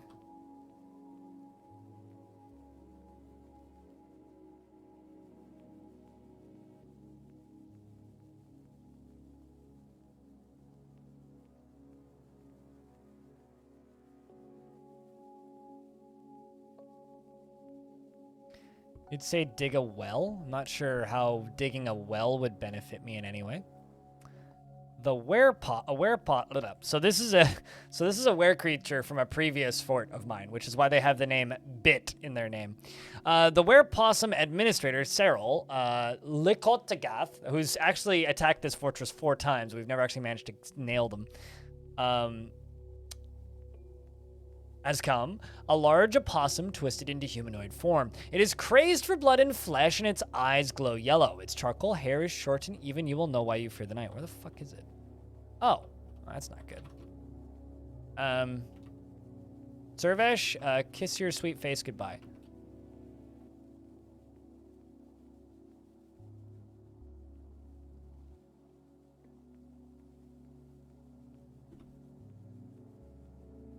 Now's not a good time, game.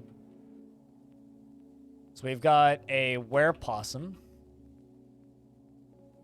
kicking the shins of Servesh the planter in.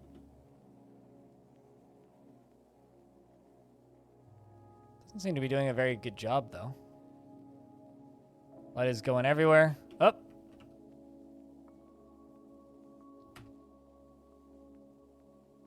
Gonna get out. As he always has before. Hope that you finish bleeding out. I'm assuming that you got bit. Actually did a pretty good job fighting him initially. Yeah, he's been bit multiple times. Been bit many times. Well, crud nuggets. Please bleed out. Cannot breathe. Severe blood loss. I'm going to do a mean thing. I'm going to deactivate the hospital.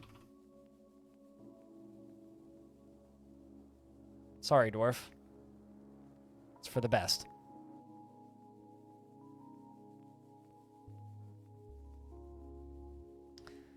Chat, can I get a big round of Fs for poor Servesh, the planter?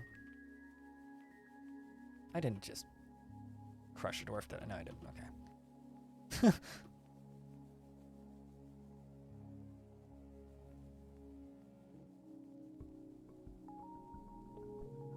That's such a shame. That's the, like, 4th or 5th dwarf that... The thing about such large maps like this is it's actually really hard to get were creatures like this. Normally, it doesn't get this close to the fortress. Normally, it pops up at the other end of the map and we pick it off. And it picks one dwarf off and then books it off the map before we get the opportunity. Like, were creatures are actually significantly scarier in maps like this.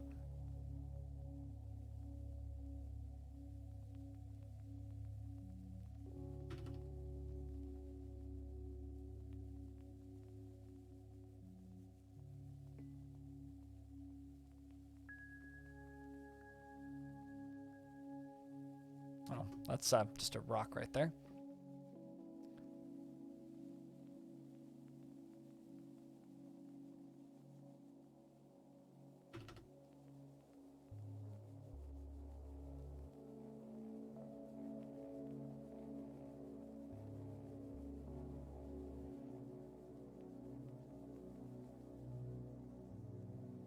So I still want to maintain this pattern. There you go. They found him. Rest in peace, Cyril. You died too young, poor dwarf.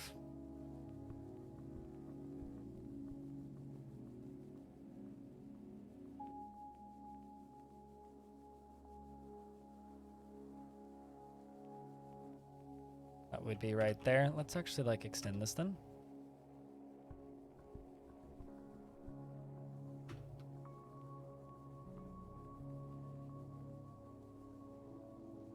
Change the shape of it just slightly to deal with this diamond or this gem. Perfect.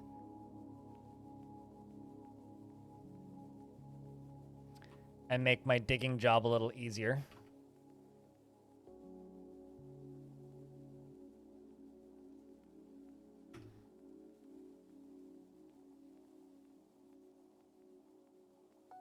Because this is a bit of a pain currently.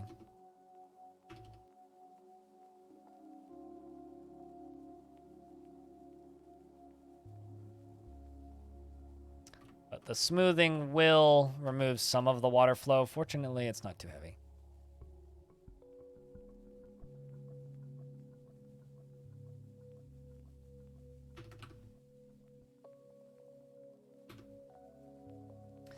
Yeah, unfortunately, with were creatures like that, unless you want to manage them, it's just better to let them die.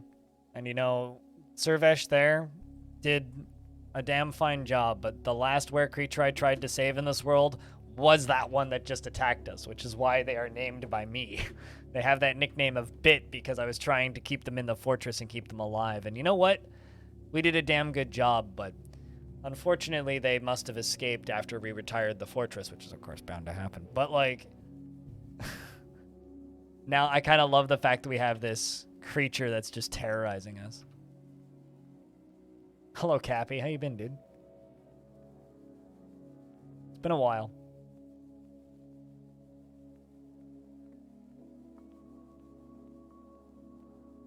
Actually dug through it.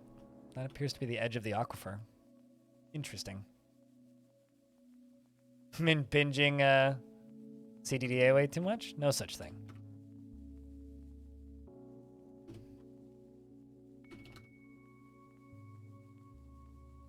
Mountain Home died. So for this faction, I've been trying to rebuild the faction. The goblins that we're at war with, the Occult Seduction, raided my Mountain Home and murdered the Mountain Home. So now a bunch of my old dwarves from a previous fortress are the royalty of this nation, which is kind of awesome. So because my whole goal is to rebuild this faction with multiple fortresses, this is my third one in this faction. We're trying to bring those dwarves to this fortress now. This isn't going to be my last fortress in this faction, probably, but I'm currently just trying to win the war against the goblins, against 2 different goblin factions, as well as become the mountain home of this faction. So having some fun with it. You know, I still have Long Death and then the other forts I do, but this one is you know, just a for funsies side project, I suppose you could call it. So that's all it is. Nothing super crazy. I was just looking for an interesting title, and that's the most interesting thing that's happened in this fortress recently, so.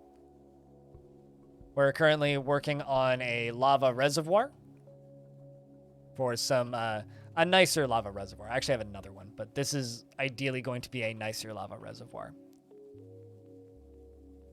than the one I had previously. The one that I had previously, and which I still do have, is very cramped and kind of on the edge of a cavern layer, but this is going to be bigger and cooler and kind of look like double as an art piece. So I don't know about that necessarily, Animal, because it's going to be mostly made out of not nice. It's going to be made out of phalite and maybe some marble around the edges, but you know,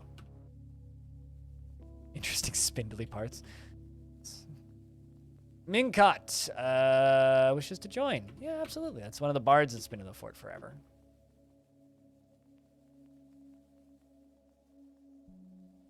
They must be gardening day, they are. Weed eating outside.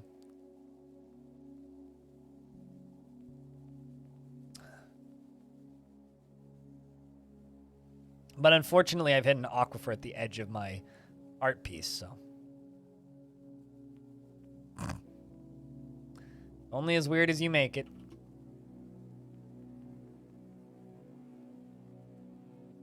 And my phone's vibrating now. Why is that? Oh. I've got an Amazon package to go pick up. I'm going to take a real quick break. When I return, I'll have my Amazon package. So, chill out for a second, chat. It's going to take me a minute to walk out to the front door and grab a package. Thanks, everybody, for hanging out. You guys are fantastic. BRB, 2 minutes.